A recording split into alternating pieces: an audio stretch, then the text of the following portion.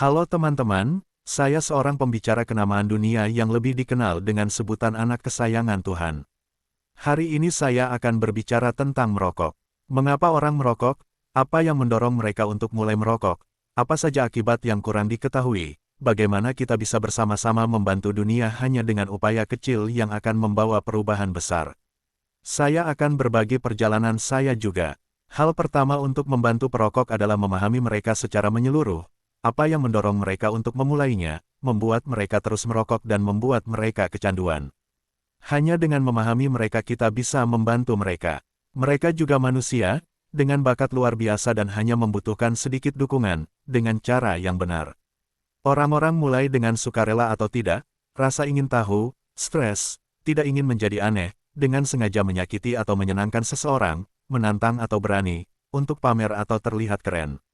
Begitu mereka mulai, mereka merasa senang dan sangat menikmati melakukannya karena nikotin melepaskan dopamin yang mencapai otak dan membuat Anda merasa bahagia, membantu Anda berkonsentrasi dan memberi Anda lebih banyak energi. Frekuensi bertambah karena berbagai alasan, entah senang atau sedih, pesta, kumpul-kumpul, acara-acara dan lain sebagainya. Perlahan-lahan mereka mulai ketagihan. Ada dorongan yang berkembang, suasana hati yang ekstrim, merokok setiap habis makan, setiap jam sekali, 2 kali sehari dan seterusnya.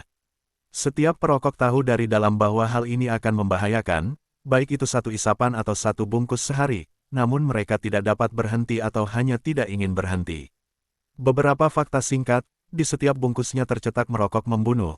Kita tahu itu membahayakan paru-paru, menyebabkan kanker, namun sikap umumnya adalah, saya tidak akan menjadi orang yang mati, karena tidak semua perokok terkena kanker, serangan jantung, stroke otak, masalah pernafasan, diabetes, masalah gigi, kehilangan penglihatan, masalah kesuburan, menopause dini atau penyakit serius lainnya.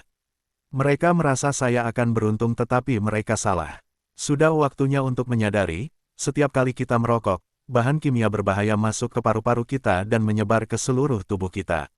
Mereka dapat mencapai otak, paru-paru, dan organ tubuh lainnya dalam waktu 10 detik setelah isapan pertama. Mereka dapat menyebar kemanapun aliran darah kita, membahayakan setiap bagian tubuh kita. Apa yang didapat para perokok ketagihan saat merokok, bagi saya itu bukan apa-apa, tidak terasa sama seperti pertama kali, tapi dorongan itu ada. Sebenarnya itu hanyalah cara lain untuk menghabiskan waktu, kita merokok, mendapat ide-ide bagus tapi tidak bisa mewujudkannya karena otak sudah terlalu rusak. Sekarang, saya akan segera membagikan cerita saya. Lahir di keluarga kelas menengah yang baik, belajar di salah satu sekolah terbaik di India. Saya biasa menjauhi perokok selama masa kuliah saya. Suatu hari ketika saya berusia 19 tahun, pada suatu malam di rumah seorang teman, kami beranggotakan 5-6 orang dan kami baru pertama kali mencoba merokok. Itu memberikan perasaan tinggi yang berbeda dan perlahan-lahan saya mulai sering melakukannya. Lambat laun hal itu menjadi kebiasaan. Aku mulai merokok setiap 1 atau 2 jam selama di kantor sambil istirahat sejenak. Ada kalanya aku sedih, bahagia, minum-minum, berpesta, semuanya dengan rokok di tangan dan tibalah saatnya ketika hitungannya bertambah hingga 40 sehari hingga aku berusia 35 saya pernah melihat riwayat perokok di keluarga saya sendiri menderita serangan jantung, stroke otak, diabetes. Saya yakin saya tidak akan meneruskan hal yang sama dari generasi ke generasi. Jadi saya memutuskan untuk berhenti merokok. Itu sangat sulit atau, haruskah saya katakan tidak mungkin berhenti merokok karena mereka terbiasa menyalahgunakan tubuh saya. Tapi saya berhasil mengatasinya dan Anda juga bisa. Waktu dan uang yang dihabiskan untuk merokok dapat digunakan untuk berbuat baik bagi diri sendiri atau masyarakat. Setiap sen yang dihemat adalah 1 sen yang diperoleh.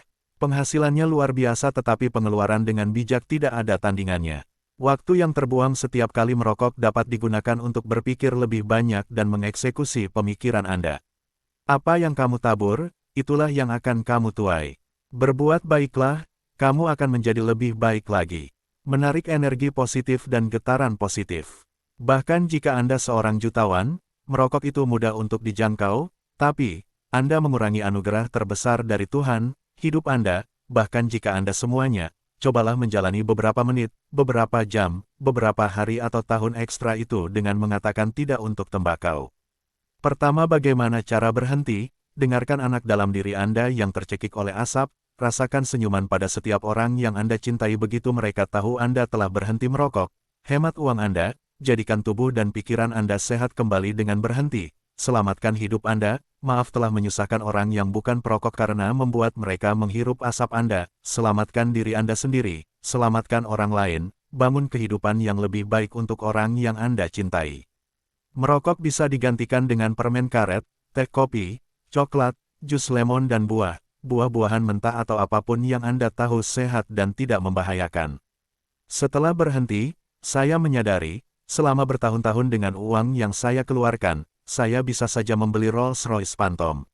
Setiap orang akan mengalaminya suatu hari nanti, namun apa yang telah mereka lakukan untuk kemajuan masyarakat akan tetap ada selamanya. Bekerjalah untuk tujuan ini, katakan tidak pada merokok dan bantulah orang-orang untuk keluar dari kebiasaan tersebut.